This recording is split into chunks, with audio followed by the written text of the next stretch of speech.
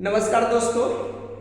और आज की वीडियो में हम लोग एक ऐसे टॉपिक को पढ़ने वाले हैं जो कहीं ना कहीं हमें लिटरेचर पढ़ने में काफ़ी मदद करेगा। तो हम आज की वीडियो में हम बात करने वाले साहित्य होता क्या है, और साहित्य में की जब हम बात करेंगे तो निश्चित तौर पर जो मेरे माइंड में, मेरे दिमाग में जो पहला सवाल उठेगा वो होता है लैंग्वेज, अर्थात भाषा। तो चलिए दोस्तों, हम वीडियो को धीरे से शुरू कर लेते हैं और हम लोग टॉपिक वाइज बातें करते हैं। तो जब ही हम बात कर लेंगे, जैसा आप देख रहे हैं हमारा आज का जो टॉपिक है लैंग्वेज। तो लैंग्वेज क्या होता है दोस्तों? एक मीडियम होता है और वह मीडियम होता है कम्युनिकेशन का, कम्युनिकेट करने का, जिसके माध्यम से हम क्या करते हैं, अपनी जो ओपिनियंस है, हमारी आइडियाज हैं, हम उसको क्या करते हैं, दूसरे के सामने प्रकट करते हैं, या अर्थात हम लोग शेयर करते हैं। तो हम लोग अपनी भावनाओं को, अपनी विचारों को प्रकट करने के लिए या दूसरे से शेयर करने के लिए जिस मीडियम का हम लोग सहारा लेते हैं, जो मीन्स का हम लोग सहारा लेते हैं, वह मीन्स का नाम हम लोग जानते हैं दोस्तों, होता क्या है, लैंग्वेज। और जो भाषा है, तो प्रत्येक भाषा का अपना क्या होगा, साहित्य होगा, लिटरेचर होगा। जैसे हम लोग इंग्लिश भाषा की बात करेंगे तो इंग्लिश का खुद का लिटरेचर है, हिंदी की बात करेंगे तो हिंदी का खुद का लिटरेचर है, संस्कृत हमारी भाषाओं की जननी जिसे हम कहते हैं, खुद की अलग लिटरेचर है।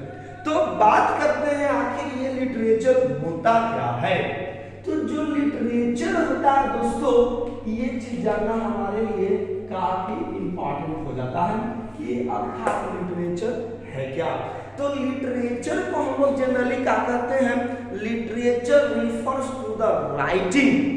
लिटरेचर कहें तो यह बेसिकली किसको रिफर करता है, राइटिंग्स को। और ये जो राइटिंग है, कहीं ना कहीं ऐसी राइटिंग जिसको हम लोग कंसीडर करते हैं क्या, एज एन आर्ट, जिसको हम लोग क्या कंसीडर करते हैं, आर्ट, एज ए आर्ट हम लोग कंसीडर कर सकते हैं, ठीक है। या हम लिटरेचर को कह सकते हैं कि literature most generally is the body of written works, ठीक है दोस्तों।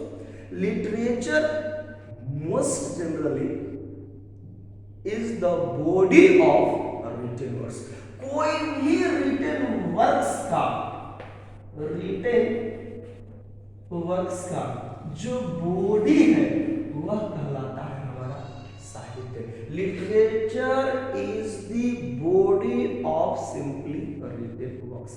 हम ऐसे डिफाइन कर सकते हैं, और नहीं तो हम लोग क्या कर सकते हैं, literature refers to the writing to be writing consider to be an art. ऐसे दोस्तों, जैसा कि मैंने आपको लिखा है, बताया है कि लिटरेचर refers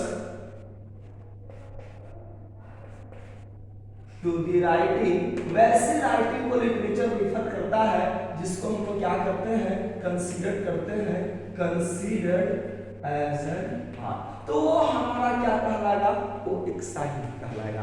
अब सवाल है कि आप किस मीडियम में आप साहित्य लिखते हैं। तो आप हिंदी में लिखेंगे तो हिंदी साहित्य होगी, इंग्लिश में लिखेंगे अंग्रेजी साहित्य होगी। अर्थात हम लोग भाषा वाइज हम लोग लिटरेचर पढ़ते हैं। तो जो हमारा लैंग्वेज हुआ, इस लैंग्वेज को हम लोग बेसिकली क्या करते हैं, दो भाग में हम लोग क्लासिफाई करते हैं, ठीक है दोस्तों। क्या किसमें कितने भाग क्लासिफाई करते हैं लैंग्वेज को, दो भाग में।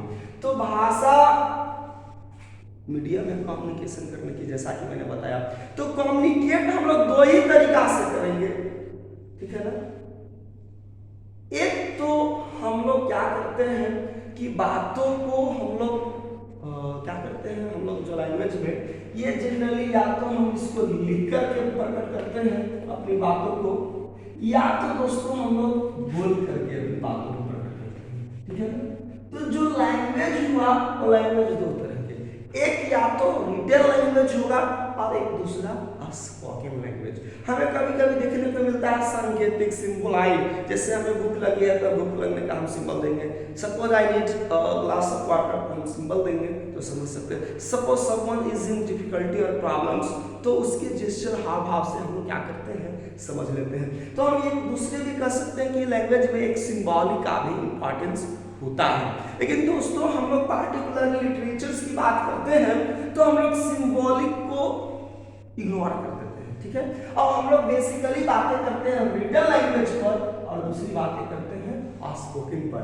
तो रिटन लैंग्वेज क्या होता है दोस्तों, जिसमें हम अपनी बातों को किसी के सामने लिख करके क्या करते हैं, प्रकट करते हैं या अपनी भावनाओं को शेयर करते हैं। और स्पोकन में क्या करते हैं, हम अपनी बातों को बोल करके। तो लिखने का दोस्तों हमारे पास दो ही ट्रिक है, या तो हम अपनी बातों को प्रॉपर फ्लो ऑफ वर्ड्स में लिखेंगे जिसमें कोई राइमिंग वर्ड्स नहीं होंगे, कोई रिदम नहीं होगा, कोई फिक्स मीटर नहीं होगा। तो ऐसे रिटन लैंग्वेज को हम लोग दोस्त कहते हैं क्या, प्रोज, ठीक है। प्रोज होता है और जिसमें हम लोग क्या करते हैं, राइमिंग वर्ड्स का इस्तेमाल करते हैं, जिसका फिक्स्ड मीटर होता है। फिक्स्ड मीटर का है तो रेगुलर मीटर होता है, ठीक है। Lots of figure of speeches along with literary terms देखने को मिलते हैं। तो ऐसे रिटन भाषाओं को हम लोग कहते हैं क्या, क्या कहते हैं दोस्तों, जल्दी से बताइए, प्रोज। इसको कहते हैं पोएट्री, जिसमें हम लोग रिदम का इस्तेमाल करते हैं। प्रोज में क्या होता है, प्रोज में जनरली होता क्या है कि हम लोग बातों को डायरेक्टली करते हैं, एक प्रॉपर फ्लो ऑन वर्ड्स होता है, ठीक है, जिसमें कोई भी जो पोएट्री के लिखने की जो पैमाने हैं वो सब का इस्तेमाल नहीं किया जाता है। तो इसको हम लोग कहते हैं प्रोज, और इसमें इस तरह के राइमिंग वर्ड्स का इस्तेमाल होता है, उसको कहते हैं हम दोस्तों पोएट्री। जो प्रोज होता है, प्रोज को हम लोग आगे चल करके कई भाग में क्लासिफाई करते हैं, ठीक है दोस्तों। जो हमारा सबसे पहला दिखाई देता है वो होता है ड्रामा। तो ड्रामा को हम लोग कैसे डिफाइन करेंगे ये जानते हैं हम लोग। ड्रामा क्या होता है, एक distinct form of written language होता है, रिटन का फॉर्म होता है, जिसमें हम लोगों को डायलॉग्स देखने को मिलते हैं, जिसमें कई सारे कैरेक्टर्स अपने डायलॉग्स को क्या करते हैं, रिप्रेजेंट्स करते हैं। जिसमें हम लोगों ने बहुत सारे ड्रामा आपने पढ़ा है, जैसे आपने एंटन चेखव का वन एक्ट का प्ले, जिसको हम लोग कहते हैं अ मैरिज प्रपोजल, काफी इंटरेस्टिंग ये ड्रामा है, ठीक है। शेक्सपियर ने तो एक से बढ़कर एक लिखा, ओथेलो, जूलियस सीजर, ये सारे बहुत ज्यादा है। बेन जॉनसन साहब ड्रामाटिस्ट इन्होंने का है, क्रिस्टोफर मार्लो का है, ये सारे कई इस तरह के क्या थे, ड्रामाटिस्ट, ठीक है दोस्तों।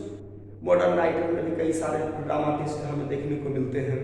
तो drama is a form of written language that compromises of many characters with their dialogues। तो इसको हम लोग कहते हैं दोस्तों ड्रामा, ठीक है ना, इसमें कैरेक्टर्स और डायलॉग्स देखने को मिलते हैं। अगला क्लासिफिकेशंस की बात करेंगे प्रोज में, तो एक हम लोग कहते हैं ये होता है शॉर्ट स्टोरी। शॉर्ट स्टोरी क्या होता है दोस्तों, स्टोरी, तो स्टोरी क्या होता है, एक अकाउंट होता है somebody या समथिंग के बारे में, और ये जो अकाउंट किसी somebody या समथिंग के बारे में फिक्शनल भी हो सकता है दोस्तों और रियल भी हो सकता है, ठीक है। जो एक प्रॉपर सीक्वेंस में एक के बाद एक क्या किया गया, लिखा गया हो, ठीक है ना। शॉर्ट डिस्क्रिप्शन होता है किसी व्यक्ति या किसी समथिंग के बारे में, ठीक है, fictional as well as real, काल्पनिक के साथ साथ वास्तविक हो सकती है। तो वैसे प्रोज का जो रिटन फॉर्म होता है, जिसको हम लोग क्या कहते हैं, स्टोरी।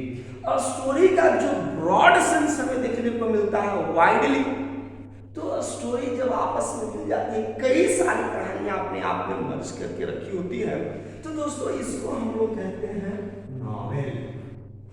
और हमारे यहाँ कई सारे नॉवेलिस्ट हैं हिंदी में, जैसे हम लोग मुंशी प्रेमचंद को एक नॉवेलिस्ट उपन्यासकार थे, ठीक है। इंग्लिश में भी कई सारे हम लोगों को नॉवेलिस्ट देखने को मिले हैं। 18th सेंचुरी में तो नॉवेलिस्ट भरा पड़ा है। चार्ल्स डिकेंस का नाम आपने जरूर सुना होगा, जेन ऑस्टन का आपने नाम सुना होगा, ठीक है ना, एक फीमेल राइटर। इस तरह के कई सारे हमारे क्या है नॉवेलिस्ट देखने को मिलते हैं। तो नॉवेल क्या होता है? तो novel is a long narrative form of writer that tells a story with real or fictional characters in a sequence। दोस्तों कुछ समानता स्टोरी और आपको नॉवेल में दिखाई देगी। नॉवेल सिर्फ एक लॉन्ग नैरेटिव फॉर्म्स होती है जिसमें हमें कहानियां ही देखने को मिलती हैं, या तो रियल बेस्ड होगी या तो इमेजिनरी, जिसको हम फिक्शनल काल्पनिक कह रहे हैं। तो ये नॉवेल होगा, ठीक है ना। इसके बाद हम लोग क्या करते हैं, प्रोज में जो कि रिटन लैंग्वेज का पार्ट होता है, हम लोग क्या करते हैं किसी भी व्यक्ति पर या किसी चीज पर, समथिंग पर एक शॉर्ट पैराग्राफ वगैरह हम लोग तैयार करते हैं। जैसे दोस्तों आपने आपके स्कूल्स वगैरह में, कॉलेजेस में, यूनिवर्सिटीज में आपको कोई फंक्शंस ऑर्गेनाइज किए जा रहे हैं, तो आपको, या फिर आप एग्जाम्स में बैठे हुए हैं, इस एग्जाम को बोलते हैं, तो आपको कहा जाता है कि एक शॉर्ट एस्से लिखिए, just like human empowerment pollutions पर। तो हम लोग क्या करते हैं कि हम लोग अपने मंतव्य को क्या करते हैं, लिख देते हैं। तो जब तक वो लिखे हैं वो तब तक दोस्तों एस्से कहलाएगा।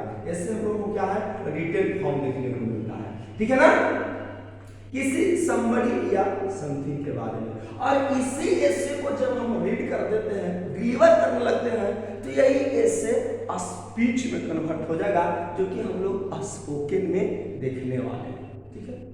एक और तरह के हम लोग रिटन लैंग्वेज में हमारा जो मीडियम मिलेगा जिसके थ्रू हम लोग कम्युनिकेट करते थे, ये बहुत कॉमन सा है।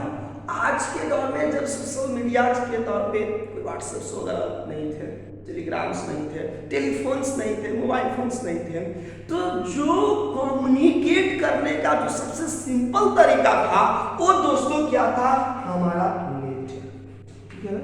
तो लेटर भी कहीं ना कहीं एक रिटन लैंग्वेज का हिस्सा है। और लैंग्वेज क्या है तो मैंने बताया था कि मोड ऑफ कम्युनिकेशन, आपके रिलेटिव्स के हालचाल कैसे है, क्या हुआ, आप लेटर लिख करके उनके हालचाल जान लिया करते थे। तो कहीं ना कहीं जो लेटर है ये भी एक हमारा कह सकते हैं क्या है, important part of written language. और रिटन लैंग्वेज में अप्रोच कर रहे हैं पहले से बता दिया, ठीक है दोस्तों। इसके बाद हम बात करेंगे तो आपने ऐसा भी राइटिंग्स नैरेटिव्स देखा होगा जिसमें हम लोगों को क्या देखने को मिलता है कि कोई राइटर जो है अपनी खुद की जीवनी को मेंशन करते हैं। जैसे कि हमारे फॉर्मर प्रेसिडेंट जो इस दुनिया में नहीं रहे, APJ अब्दुल कलाम की बायोग्राफी आपने देखा होगा, ऑटोबायोग्राफी एक्चुअली कहेंगे। महात्मा गांधी ने भी अपने ऑटोबायोग्राफी लिखे हैं, माय एक्सपेरिमेंट विद ट्रूथ। तो वैसे पीस ऑफ राइटिंग जो राइटर खुद लिखता है दोस्तों, तो ऐसी पीस ऑफ राइटिंग जो कहीं ना कहीं रिटन का हिस्सा होता है, जिसको हम लोग कहते हैं autobiography. The piece of written language that is written by an author himself, ठीक है, जो खुद के बारे में खुद से लिखा हो, that is called autobiography। हम लोगों को क्या होते हैं कि हम लोग किसी पर्सनालिटी से मिलते हैं दोस्तों, उसकी पर्सनालिटी से इस तरह से हम लोग प्रभावित होते हैं कि हम लोग उनके बारे में कुछ लिख देते हैं। तो ऐसे पीस ऑफ राइटिंग जो किसी दूसरे व्यक्ति के बारे में क्या किया गया हो, डिस्क्राइब किया गया हो, किसी दूसरे व्यक्ति के बारे में, उसके जीवन के बारे में हम लोग डिस्कस करते हैं, तो ये जो रिटन लैंग्वेज का क्लासिफिकेशन कहलाता है बायोग्राफी। तो दोस्तों ये थे हमारे following classifications we study under prose और prose that comes under written language. क्या दोस्तों हम लोग बायोग्राफी को बोल करके, हम लोग लिख करके किसी की बायोग्राफी हम लोग पढ़ते हैं, ऑटोबायोग्राफी भी वही होता है, लेटर्स भी वही होता है, ठीक है ना। अब हम बात करते हैं पोएट्री की। तो पोएट्री बेसिकली दो देखने को हमें मिलता है। एक वैसी पोएट्री जहां पर हमें रेगुलर मीटर्स देखने को मिलते हैं, राइमिंग वर्ड्स देखने को मिलते हैं, तो ऐसी पोएट्री को हम लोग कहते हैं राइमिंग वर्ड्स या राइमिंग पोएट्री। ठीक है। और एक ऐसी पोएट्री देखने को मिलती है जिसमें कोई फिक्स मीटर नहीं, कोई रिद्म नहीं, कोई राइमिंग वर्ड्स का इस्तेमाल नहीं किया गया है, कोई भी पोएटिक डिवाइसेस का इस्तेमाल नहीं किया गया है, डायरेक्टली सिर्फ मैटर्स को एक्सप्लेन करता है। तो ऐसी पोएट्री को हम लोग इंटर करते हैं फ्री वर्स पोएट्री। ठीक है। जैसे वाल्ट व्हिटमैन का आपने पोएट्री पढ़ा होगा। ठीक है। वाल्ट व्हिटमैन फ्री वर्स के जनरली फादर कहे जाते हैं, father of free verse poetry. तो हम लोग वाल्ट व्हिटमैन को जानते हैं जो कि एक अमेरिकन पोएट थे और ऑन लिप्स ऑफ ग्रास जिनकी पब्लिकेशन 1855 में हुई थी। Lips of grass free verse के हमने बताया था फादर एंड फाउंडर्स की सीरीज में दोस्तों मैंने बहुत सारे ऐसे एक्सपोनेंट्स, फाउंडर्स या फादर्स को मैंने चर्चा किया था जिसमें लिटरेचर पॉइंट से पढ़ना काफी इंटरेस्टिंग हुआ था। ठीक है दोस्तों। तो फ्री वर्स में क्या होता है, verse without rhymes and metre. ठीक है। बिना राइम्स और मीटर्स की लिखी गई पोएट्री हम लोग फ्री वर्स कहते हैं। और राइमिंग में क्या होता है, with regular metres and patterns, regular metres with patterns, इसके खास तौर पे पैटर्न्स। ठीक है। तो इसको हम लोग जनरली कहते हैं राइमिंग पोएट्री। एक दोस्तों इसी से हटकर हम लोगों को पढ़ने को मिलता है वो होता है blank verse poetry. Blank verse poetry, जो ब्लैंक वर्स होता है दोस्तों, इसकी खासियत क्या है कि इसमें मीटर तो फिक्स्ड होता है, लेंथ जो होती है पोएट्री की फिक्स होती है, लेकिन राइमिंग वर्ड्स अर्थात हम कहें तो रिद्म का अभाव होता है। तो हम कह सकते हैं words without rhyme always or often written in iambic pentameter, that is called blank verse। तो हम कैसे इसको डिफाइन कर सकते हैं, verse without rhymes but with regular meters या fixed meters, रेगुलर या फिक्स्ड मीटर। तो दोस्तों ये कहलाता है हमारा ब्लैंक वर्स। और ब्लैंक वर्स के एग्जांपल यदि आपको देखने को मिले तो आप याद कीजिए हमारे ब्रिटिश एज के famous writer John Milton Sahib को। ठीक है। 1608 में जन्म हुआ और 1674 में दुनिया को इन्होंने अलविदा कहा। इनकी एक इलीजी बहुत ज्यादा फेमस हुई थी दोस्तों। इलीजी कहें तो एक मार्वफुल पोएट्री होती है। ठीक है। जो किसी की डेथ के उपरांत या उसकी डेथ की कॉमेमोरेट करने में हम उनकी यादों में ऐसी पोएट्री लिखा करते थे। जैसे कि पीडी सेलेर ने अपने दोस्त जॉन किट्स पर एक इलीजी लिखे थे जिनका नाम था एडोनियास। ठीक है। याद रहेगा। यस। तो इनकी जो इलीजी थी लिसिडास। तो ये ब्लैंक वर्स वहां पर देखने को मिलते हैं। ठीक है। और ये अब हम बात करेंगे राइमिंग पोएट्री की। तो राइमिंग पोएट्री में दोस्तों क्या होते हैं, कई तरह के पोएट्री हमें देखने को मिलेंगे। तो कई तरह की जो पोएट्री देखने को मिलेंगे, इसमें हम लोगों को जो फेमस है मैं वो आपको बता देता हूँ। ठीक है। जो सबसे पहला हमें देखने को मिलेगा वो होता है, एक लाइन की तो पोएट्री बनेगी नहीं दोस्तों, तो 2 लाइन्स की जो पोएट्री होती है इसको हम कहते हैं कपलेट। तो 2 लाइन्स की जो पोएट्री होती है जिसको हम लोग कहते हैं कपलेट। और हिंदी में दोस्तों खूब ये इस तरह की पोएट्री लिखी जाती थी जिसको हम लोग कहते हैं दोहा। और थ्री लाइंस की पोएट्री को भला कैसे बोल सकता है जिसका इस्तेमाल हमारे खुद जेफरी चौसर साहिब किया करते थे, वो है टेरजा रीमा। और टेरजा रीमा को हम लोग कहते हैं टेरसेट। टेरसेट जो थ्री लाइंस की पोएट्री है, और ये हमने फॉर्म्स ऑफ स्टांजा में काफी डीपली डिस्कस किया है। आप हमारे उस वीडियो को देख सकते हैं, फॉर्म्स ऑफ स्टांजा नाम का मैंने एक वीडियो डाला है, दो एक्चुअली पार्ट इस वीडियो के। वहां पर टेरसेट के बारे में दोस्तों हमने डिस्कस किया है, जिसको हम लोग कहते हैं टेरजा रीमा। टेरजा रीमा, और इसी को जापानीज में हम लोग हैक्यू कहते हैं। ये क्या होती है? थ्री लाइंस की पोएट्री। ठीक है दोस्तों, जो नेक्स्ट हमारा होता है वो तो बहुत ज्यादा फेमस है, जिसको हम लोग फोर लाइंस पोएट्री को कहते हैं, वो होता है दोस्तों क्वार्टेंस। ठीक है, तो क्वार्टेंस क्या होती है? एक्चुअली फोर लाइंस की क्या होती है?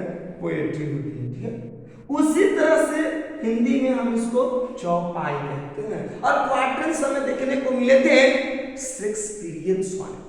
ठीक है, थ्री स्टांजा हुआ करता था, फोर लाइंस को जिसको क्वार्टेट कहते हैं, that is followed by A couplet having two lines, जो कि ऑफ्टन आईएमपी पेंटामीटर में लिखी जाती है।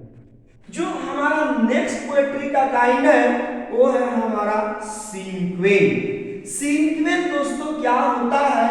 ये 5 लाइन की क्या होती है? 5 लाइन्स की पोएट्री देखने को मिलते हैं। वंस अगेन हम बातें करेंगे आगे की तो हमें एक तरह के सोनेट हमने देखा था, इटली के हमारे कवि थे पेट्रार्क, और इन्होंने सोनेट लिखा जिसको हम लोग कहते हैं पेट्रार्कन सोनेट।